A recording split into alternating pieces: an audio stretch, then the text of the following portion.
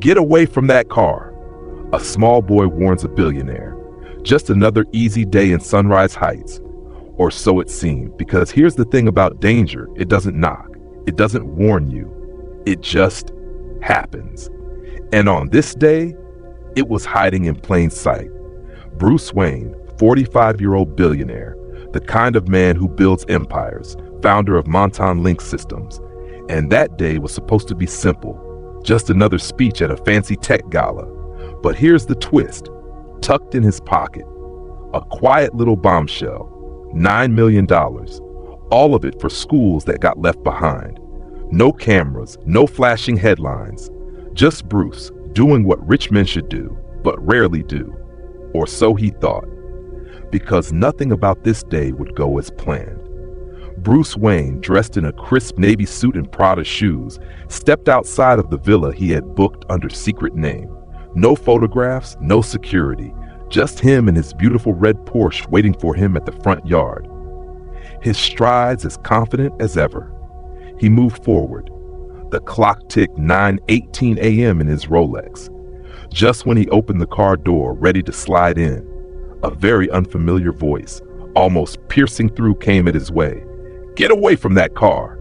His steps completely froze for a second. The voice, young, energetic, and high-pitched. He turned his head around. A small black boy no older than 10 years, sprinting across the street, flapping his yellow jacket against the wind. The look on his face completely terrified. Get away, warned the boy, gasping for air. Immediately, Bruce was full of confusion, startled. Say what? Now this kid, he wasn't stopping. Feet pounding pavement, voice cracking with terror. Step away, there's something bad under there. Please, mister. Bruce squinted, confused. Hold up, what? The boy jabs a shaking finger at the Porsche's floor. A man came last night. Wires, a box, he wore gloves. That's when Bruce felt it, that icy finger down his spine. This wasn't some game. The boy's wide eyes screamed danger. Heart hammering, Bruce cracked the door wider, leans in, peers under the seat. Then what was underneath truly screamed danger. A black metallic box, blinking red light. His pupils completely widened. He pulled himself back on the spur. This was just too flashy for an ordinary box. His security, ever ready to pull in for action, was alerted. SWATs didn't take much time to arrive. Tall, muscular, tatted ex-Navies stepped out of the black SUVs one by one. The rich man covered by the agents completely vanished in an instant. One of the frontmen cautiously examined the car's seat and confirmed, no doubt highly improvised motion sensor explosives. Say the name, 911, Central State Police, canines, and bomb squads swarmed the area. Bruce stood there speechless, trembling with what had just happened. His eyes were completely locked onto that small figure who saved his life. The small figure had a name, Jamal White, just 9 years old. Lived 3 doors down with his mom. She's a nurse, worked all night, still fast asleep that morning.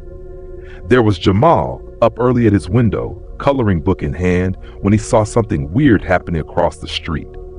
A man, black hoodie, moving around Bruce's Porsche before dawn. Jamal watched silently. The stranger slid something wrong under the seat. At first, he thought it was a car thief. Then he saw a black metallic box blinking red. And Jamal knew this wasn't stealing. This is something out of his cartoons. Well, dangerous. So when Bruce stepped out all unsuspecting, when his hand reached for that car door, Jamal didn't think. He ran. No cop badge on his chest, no phone to call for help. Just a kid's racing heart and the courage to scream when it mattered most. And Bruce stood there on the sidewalk, hands shaking. It was not the bomb that rattled him. It was the hero who stopped it. A 5th grader with nothing but guts and good eyes. Jamal completely still stood behind the scenes, looking away, afraid if he had made a ruckus. Bruce closed the distance. He knelt by Jamal's side. Thank you, kid. You saved my life. He softly expressed his gratitude. Jamal was still confused, just nodded. Are you here all by yourself? Bruce asked him, scanning the area. Mama is sleeping. She is tired because of working all night at the hospital. I wanted to call for help, but I didn't want to disturb her. Bruce sighed of relief, said, "You did good enough, son." Here's what the bomb squad discovered. This wasn't some ordinary bomb. No, this was a killer's masterpiece, custom built, precision engineered to explode the instant two things happened. The car door closed, and Bruce's weight settled into that leather seat. A perfect assassination attempt. But here's the mystery that kept Bruce up at night. Why? No warning, no ransoms, just cold, calculated silence. Someone wanted Bruce Wayne dead, and they weren't interested in explaining why. Later that night, alone in a hotel room with his security team, Bruce studied grainy security footage. There, at 5:05 a.m., a shadowy figure in a hoodie slink onto the driveway. 5 minutes later, gone like a ghost. But something nagged Bruce. He zoomed in, studied the way the man moved, that uneven gait, that familiar limp. Then, bam! Recognition hit him like a punch to the gut. A face from 20 years ago, a name he'd buried in his past, someone who should have forgotten. Bruce turned to his head of security, voice tight. "Track him down and dig up everything on that boy's family. I want to help them, but keep it quiet." A single nod and the chase was on. Bruce couldn't tear his eyes from the screen. That little boy's warning had saved his life, but unleashed something darker. This wasn't about money anymore. This was about secrets, the kind that could destroy everything. The hotel room held its breath. On the frozen screen, the bomber's face finally cleared after 20 buried years. A ghost from Bruce's past.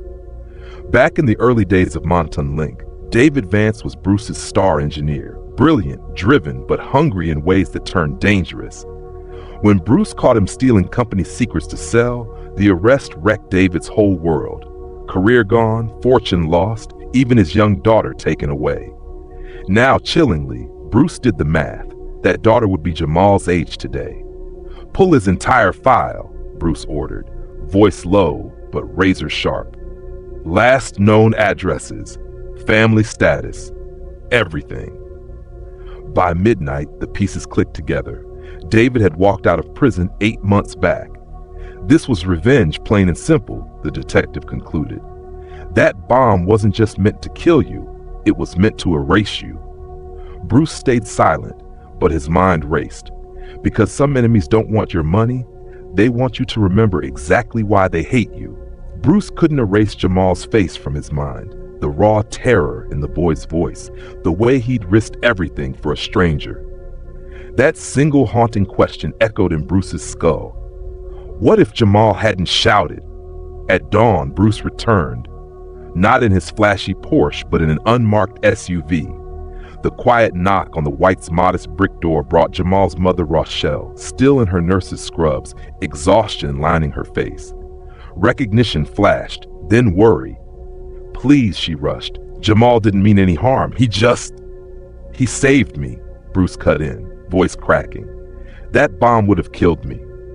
Rochelle swayed slightly, fingers gripping the doorframe. "He's sleeping, been having nightmares since." Bruce leaned in, urgency softening to a plea. 5 minutes, that's all I ask." Then the slightest nod reflected trust. Upstairs, Bruce found Jamal curled around a worn stuffed bunny, his big eyes full of questions before Bruce even spoke. "You're not in trouble, kid?" Bruce said softly, kneeling beside the bed. "Truth is, you're a hero." Silence, then a small voice. "Thought you'd yell at me." Bruce shook his head. "You saw danger and ran toward it to help a stranger. That's not just Brett's rare." He leaned closer. "Want to know a secret? I was terrified too. But you showed me what real courage looks like." Downstairs, over weak coffee, Rochelle's story unfolded. 2 jobs, a husband lost to a factory accident, a boy growing too fast. When she crossed her arms and said, "We don't want charity or cameras," Bruce met her tired gaze. "This isn't a pity," he said. "It's about honor. Let me help because you're the kind of person who never asks." Within days, the world went wild. Security footage of Jamal's heroic screams spread like wildfire. Local news, viral clips, hashtags everywhere. The kid in the yellow jacket saved a billionaire. Reporters camped outside their homes. But Bruce, he worked in the shadows. A trust fund with Jamal's name on it. Rochelle's mortgage, gone. A shiny new car left anonymously in their driveway. Top schools already lining up to offer scholarships. Then came Bruce's final move, one that wasn't about money, but meaning. He handed Jamal a small envelope containing 2 words that would change everything. Gala. Invitation. Because real heroes, they deserve to be in the spotlight. 2 weeks later, under glittering chandeliers, Bruce stood before the crowd in his finest tuxedo. But instead of launching his speech, he turned toward the wings with an outstretched hand. Before I say a word, his voice carried across the ballroom, meet someone who's 10 times the hero I'll ever be. Out stepped Jamal, drowning in a miniature navy suit, shoes polished to a mirror shine.